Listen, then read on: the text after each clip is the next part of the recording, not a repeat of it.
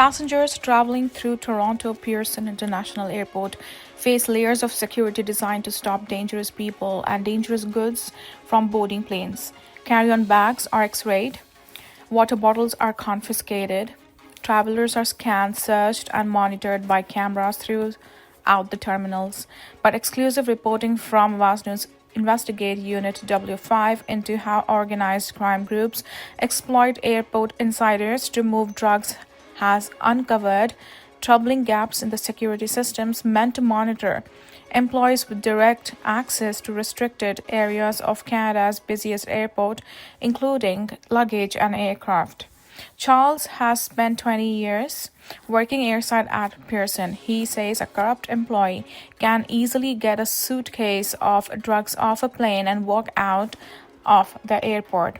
Charles says in his 2 decades working in the high security areas of Pearson, he has only been searched once while leaving the airport. Charles says the reason he has only been searched once is because, as W5 has learned, it is no one's mandate at the airport to routinely search employees as they leave the premises. Searches are only conducted if a specific incident is believed to have occurred. This security gap, according to police, is one that is open for organized crime to exploit. Retired York Regional Police Inspector Dieter Boehm investigated airport corruption as part of Toronto's Airport Intelligence Unit. He says airports are built to scrutinize passengers but not necessarily employees. More than 50,000 people work at Toronto Pearson International Airport. The overwhelming majority are honest, hardworking employees. But W5 research has identified several organized crime groups, including the Hells Angels, Mexican cartels, Asian organized crime networks, and Italian mafia groups who have corrupt employees working for them inside the airport. According to Boehm, that insider access is essential to drug smuggling operations. The retired police inspector says drugs are loaded into baggage systems abroad and then removed in Toronto with help from workers on the inside. You have your counterparts in Toronto unload and get it to the outside. A Toronto man who killed his brother and stabbed a woman before being found not criminally responsible will be allowed to go on supervised visits in the city despite still being deemed a significant threat to the safety of the public.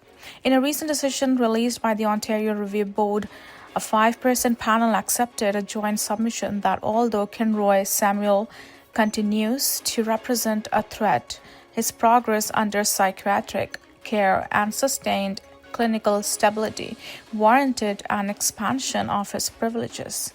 Samuel, who been diagnosed with schizophrenia, cannabis use disorder, and major depressive disorder, was first charged with assault causing bodily harm in connection with a stabbing on December 6, 2019. The board heard that Samuel approached a woman from behind in the area of North Cliff Boulevard and Eglinton Avenue West early that morning and stabbed her in the back. Samuel was later identified as a suspect based on video surveillance of the incident and witnesses. The victim was left with soreness to her upper back between the spine and right shoulder blade, which required 2 stitches. According to a report from the Center for Addiction and Mental Health, CAMH, where Samuel is said to be transferred, he had been non-compliant with the recommended treatment for his major mental illness and abused Tylenol 3 and cannabis leading up to the incident. Months later, Samuel was arguing with his mother in their apartment when she contacted her other son, Birchfield Matthews. When Matthews entered the unit at 6 a.m. to intervene and defuse the situation, Samuel fatally stabbed him in the chest with a kitchen knife. He was charged with manslaughter. Samuel is in the process of being transferred from Petitquestion's Waypoint Center for Mental Health Care, Ontario's most secure psychiatric hospital, to CAMH. He is currently first in line for transfer to downtown Toronto facility at Queen Street and Ossington Avenue.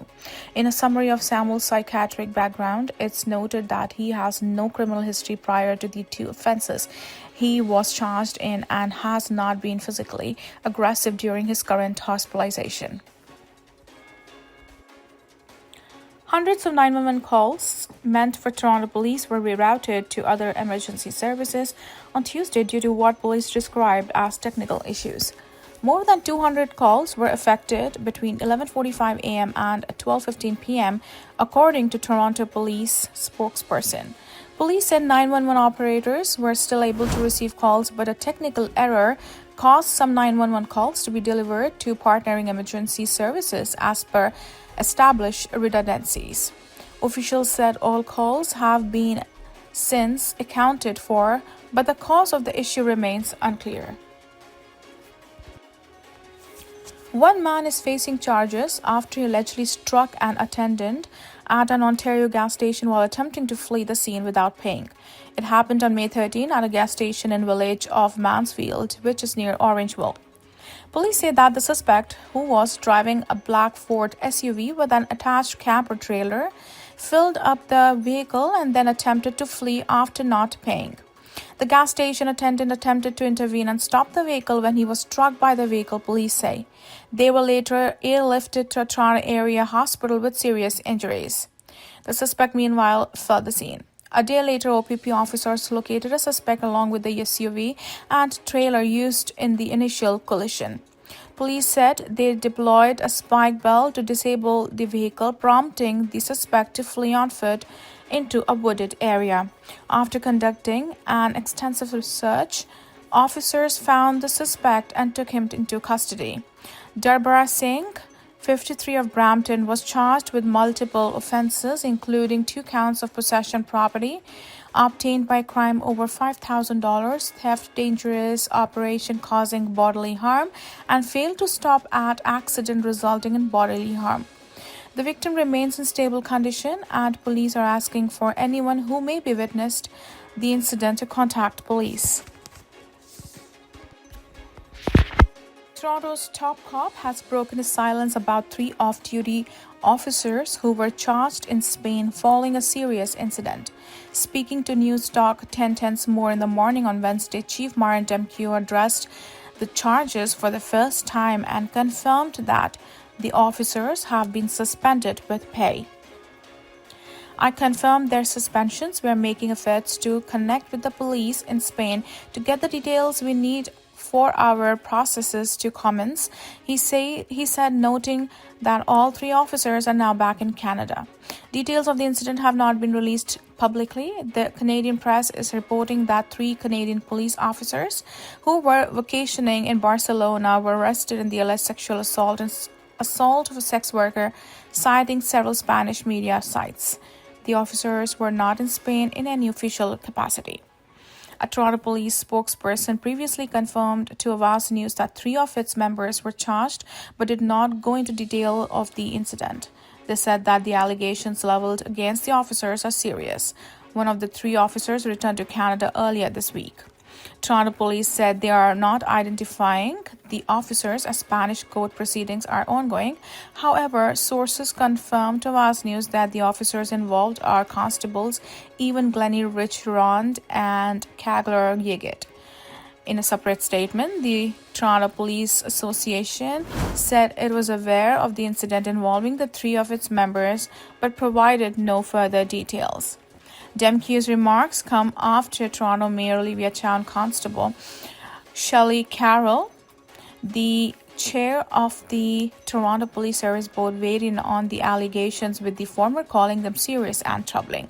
Chow stated that Demkiw has quite a bit of work to do restore the public's trust in Toronto police in the wake of the allegations, combined with the fallout of an investigation into alleged corruption within the force and allegations of anti-Semitism from a former homicide detective.